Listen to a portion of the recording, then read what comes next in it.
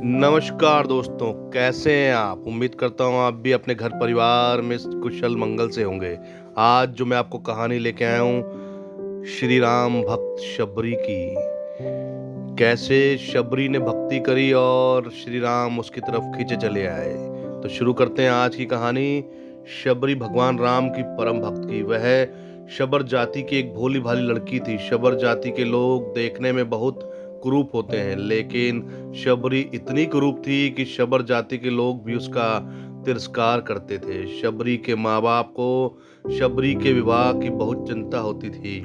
वह दिन रात इसी चिंता में डूबे रहते थे कि आखिर शबरी के वैवाहिक जीवन का क्या होगा। आखिरकार शबरी के माता पिता को शबर जाति का एक विवाह योग्य लड़का मिल गया। माता पिता ने रात्रि में शबरी का विवाह कर उसे रात्रि में ही विदा कर दिया। उन्हें डर था कि कहीं लड़का शबरी को देखकर विवाह के लिए इनकार न कर दे। शबरी अपने पति के साथ रात्रि में ही निकल गई। आगे आगे शबरी का पति चल रहा था और पीछे पीछे शबरी।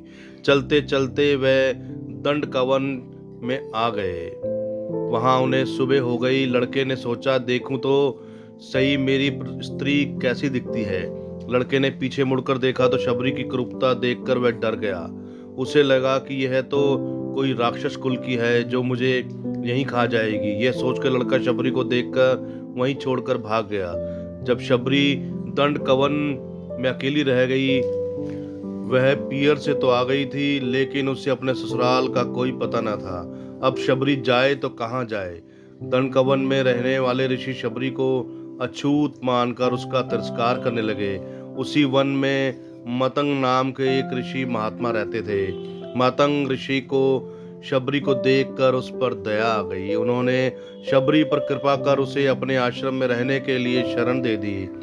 दूसरे ऋषि मुनियों की ने जब यह सब देखा तो उन्हें इस बात का बहुत विरोध किया कि उन्होंने एक क्रूप और अछूत जाति की लड़की को अपने आश्रम में शरण दे दी है।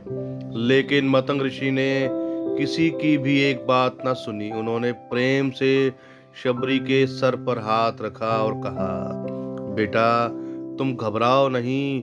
जैसे कोई पुत्री अपने माँ बाप के यहाँ रहती है, वैसे ही तुम मेरे पास रह जाओ। शबरी जब खुशी खुशी मतंग ऋषि के आश्रम में रहने लगी। शबरी को ऋषि मुनियों की सेवा करने में बड़ा आनंद आता था। सब ऋषि मुनि शबरी का तिरस्कार करते थे, इसलिए शबरी छिप छिप कर उनकी सेवा किया करती थी। रात में जब सब सो जाया करते थे तो शबरी रात में ऋषियों के स्नान के लिए पंपा सरोवर जाने वाले रास्ते को जाकर बुहार देती थी। दोस्तों, बुहार का मतलब झाड़ू लगाना। जहां कंकड़ पत्थर पड़े होते थे उसे हटाकर वहां बालू बिछा देती थी दोस्तों, जिससे ऋषि मुनियों को कंकड़ पत्थर ना चुभे।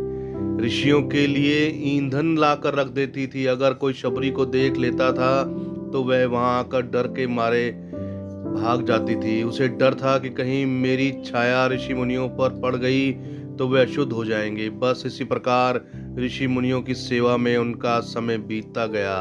आखिर एक दिन वह समय भी आ पहुंचा जो सबके लिए अनिवार्य है, जिसे कहा जाता है मौत का समय, अंतिम समय। मतंग ऋषि का समय छूटने का समय आ गया। जैसे माँ बाप के मरते समय बालक रोते हैं, वैसे ही शबरी भी फूट फूट कर रोने लगी। रोने के सिवा वह कुछ कर भी नहीं सकती थी। मतंग ऋषि ने शबरी को अपने पास बुलाया और कहा, बेटा तुम चिंता ना करो, एक दिन तुम्हारे पास भगवान श्री राम आएंगे। बस इतना कहकर मतंग ऋषि ने अपने श्वास छोड़ दिए और शरीर छोड़कर चले गए। बस शबरी रात भगवान की प्रतीक्षा करने लगी। रात में किसी जानवर के चलने से पत्तों की कड़कड़ाहट होने पर होती थी। शबरी बाहर आकर देखने लगी कहीं भगवान श्री राम तो नहीं आए। वह प्रतिदिन कुटिया के बाहर पुष्प बिछाती और तरह तरह के फल लाकर रख देती। फलों में भी बढ़िया बढ़िया फल राम जी के लिए चक्कर रखती थी। फिर राम जी नहीं आते तो अगले दिन फिर नए फल लेकर आती। राम जी को भोजन कराने का उसका मन में बहुत उत्साह था। प्रतीक्षा करते करते एक दिन शबरी की साधना सफल हुई। मतंग ऋषि के वचन सत्य हुए। भगवान राम शबरी की कुटिया में पधारे। कई बड़े बड़े ऋषि मुनियों ने भगवान राम से उनके आश्रम में चलने के लिए प्रार्थना की, लेकिन भगवान राम केवल शबरी की कुटिया में आए थे। जैसे शबरी को भगवान राम से मिलने की तीव्र इच्छा थी, ठीक वैसे ही भगवान राम को भी शबरी से मिलने की उत्कंठा थी। यही दोस्तों भक्त और भगवान का प्यार होता है। भगवान राम शबरी की कुटिया में पहुंचे। शबरी की आनंद की सीमा नहीं रही। ये भगवान के चरणों में लिपट गई। जल लाकर उनके भगवान के चरण स्पर्श किए और फिर आसन बिछाकर भगवान को बिठाया। फिर फल लाकर शबरी ने भगवान के सामने रखे और प्रेम पूर्वक उनको खिलाने लगी। दोस्तों, ये मनमोहक दृश्य जो मैं आपको सुना रहा हूँ, मेरा मन भी खुश हो रहा है और मुझे उम्मीद है कि आपका मन भी प्रफुल्लित हो रहा होगा। ये दृश्य आपको कैसा लगा या एक कहानी आपको कैसी लगी, कमेंट में मुझे ज़रूर बताना। और जय श्री राम कमेंट में ज़रूर लिख देना, मुझे अच्छा लगेगा। तो मिलते हैं अगली कहानी में। नमस्कार, जय हिंद, धन्यवाद।